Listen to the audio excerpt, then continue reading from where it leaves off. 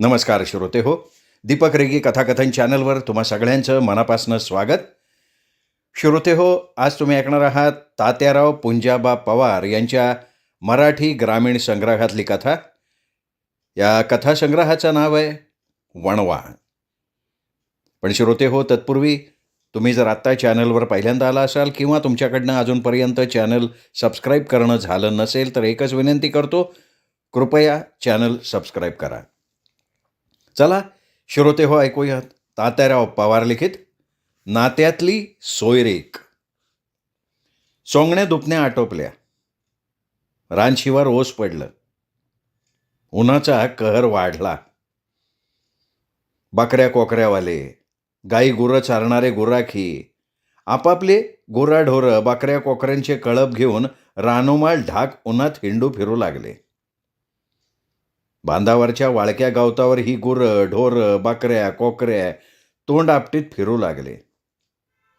खायला हिरवं गवत कुठंच नव्हतं.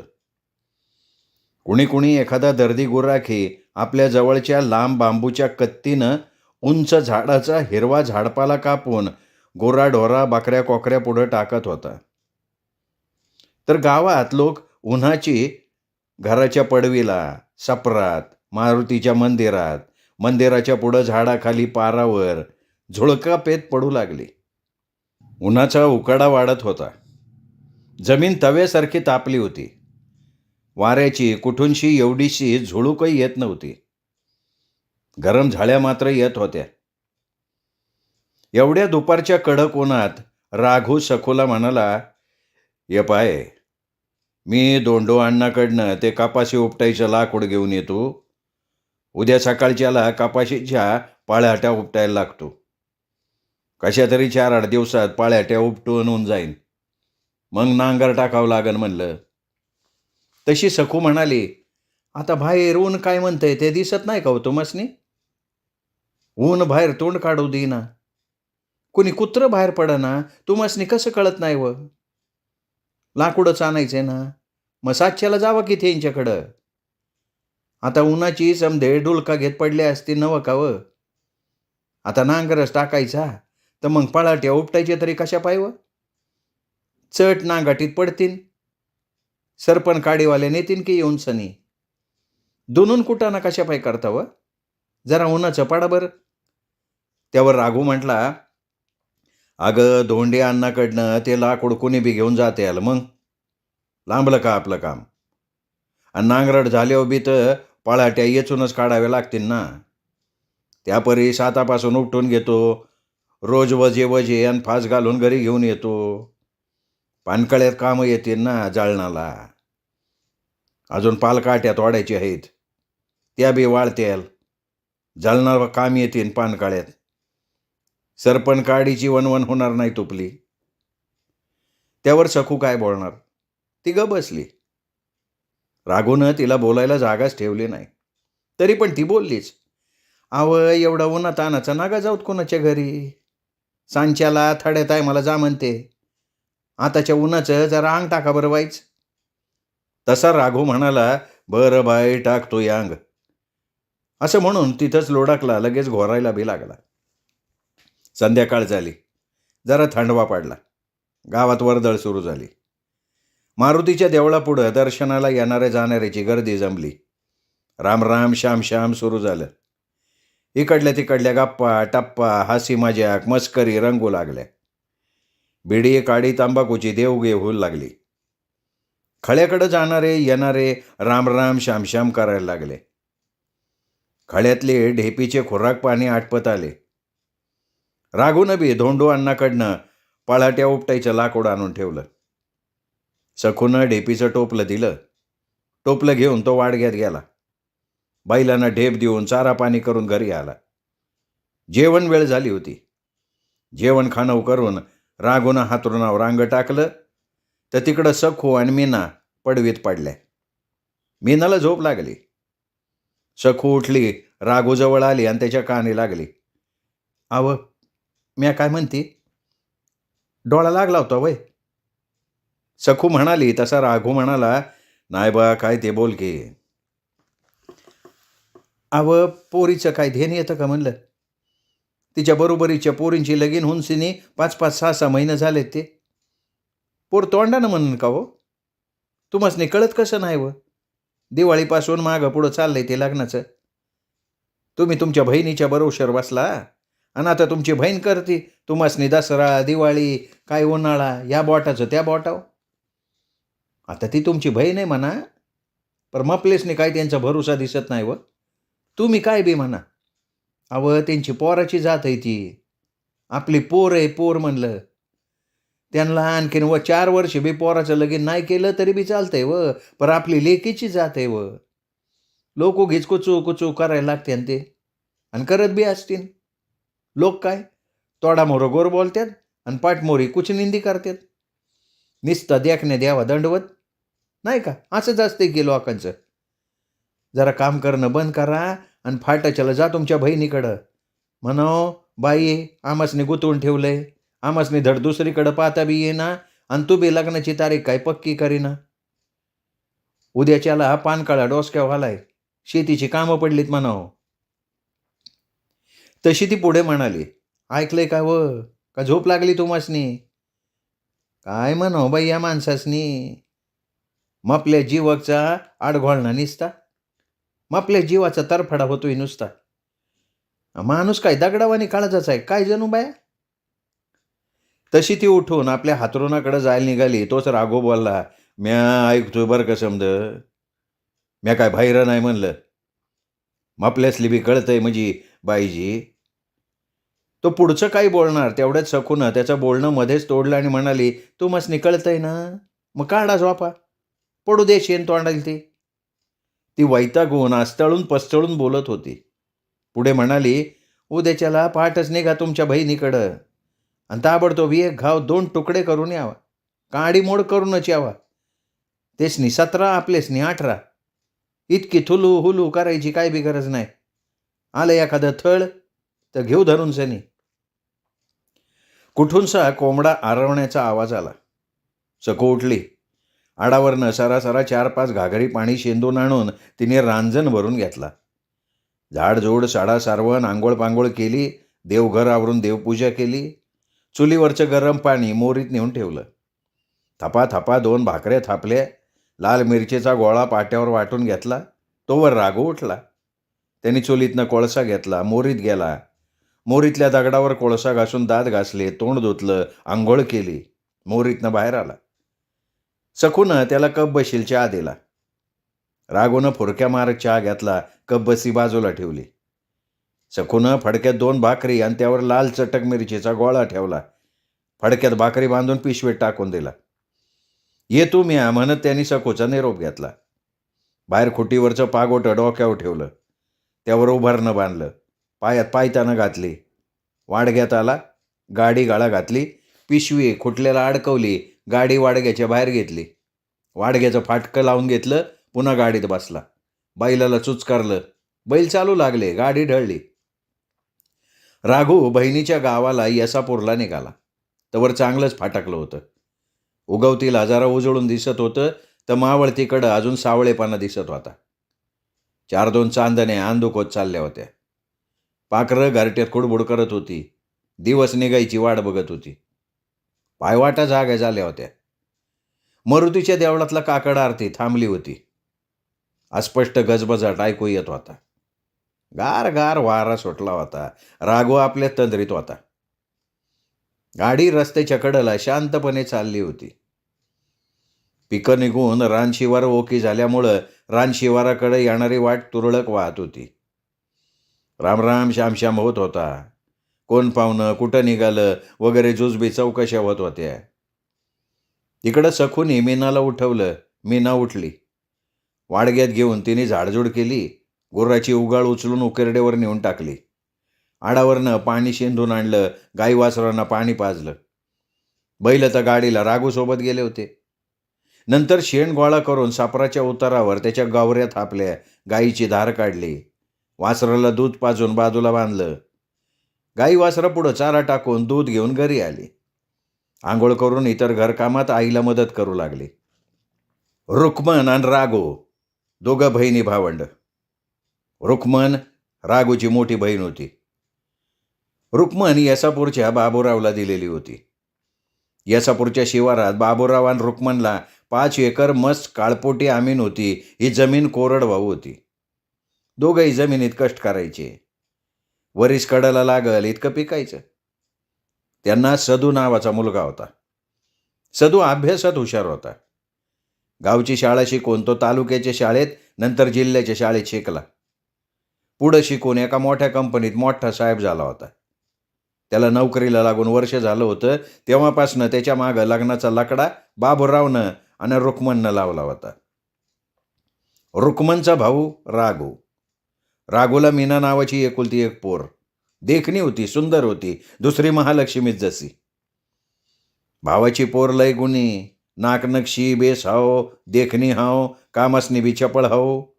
सून म्हणून घरात आली तर आपलेसनी जीव लावल, घर ठेवल्या ठिकाणी राहीन. हातपाय थकल्यावर आजकालच्या सुना सासू सासरे सांभाळायला कानूस करतात. ही भावाची लेक आहे, आपटून झापटून का होईना तिला आपल्यासनी सांभाळावंच लागन.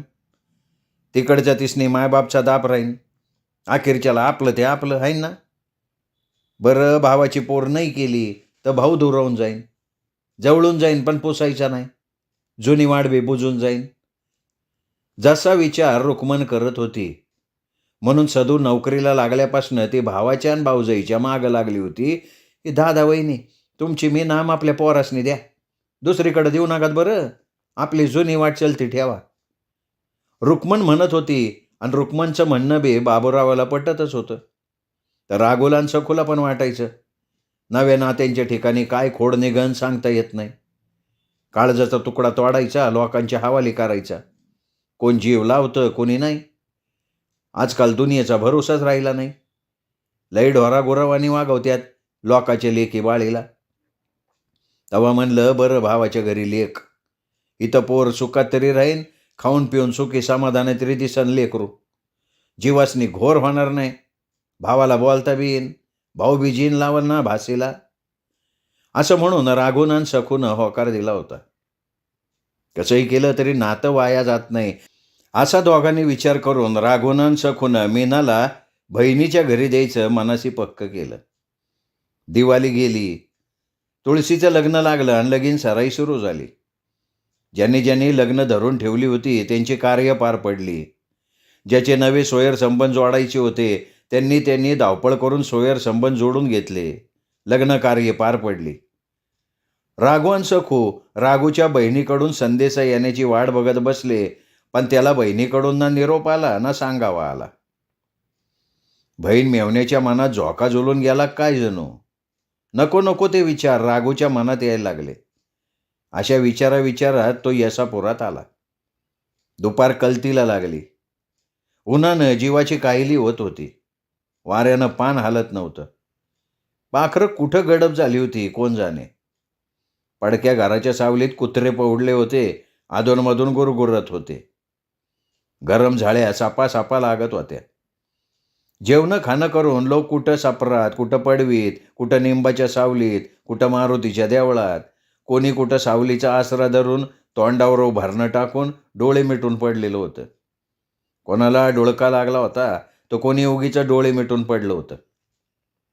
बाबूराव सापरात पोतं टाकून पडला होता. तोंडावर उपारणं घेतलं होतं.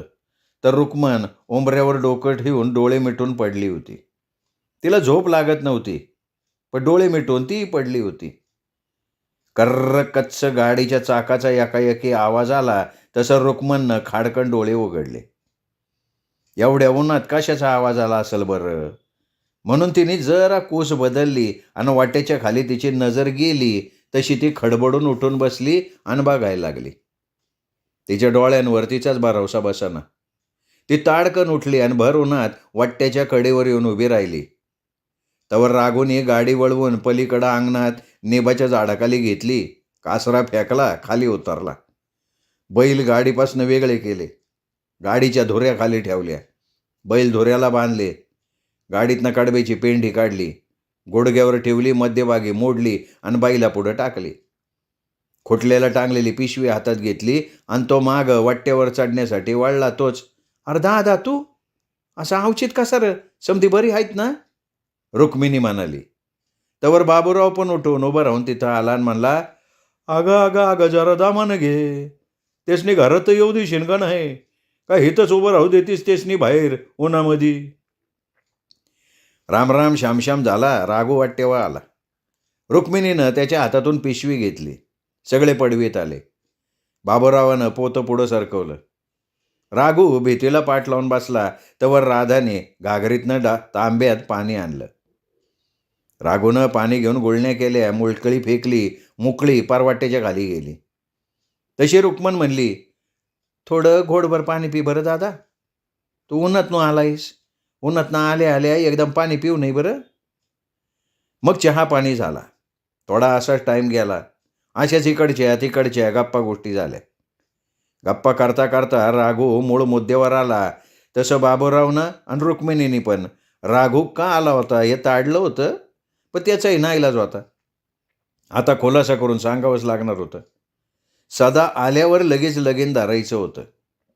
तसे ते दोघं पण सदाचीच वाट बघत होते. सदाला रुक्मिणीनी आणि बाबूरावने 2 पत्र धाडली होती, पण त्यांचा खुलासा का खुशाली येतच नव्हती. नोकरीवर गेल्यापासून 1-2दा त्याच्या खुशालीचं पत्र आलं होतं, त्यानंतर पत्रच नव्हतं. बाबूराव आणि रुक्मिणीनी पण याला पत्र पाठवलं होतं, लग्न पक्क करायचं, एकदा येऊन जा, पण त्याचं उत्तरच नाही. आता भावाला सांगू तरी काय आणि कसं, असा रुक्मिणी पुढं आणि बाबूरावापुढं पेच पाडला होता. इकडं आड तिकडं हिर असा आड फासा त्यांना झाला होता. पावसा पाण्याचे दिवस डोक्यावर आले होते, ही खरंच होतं. पण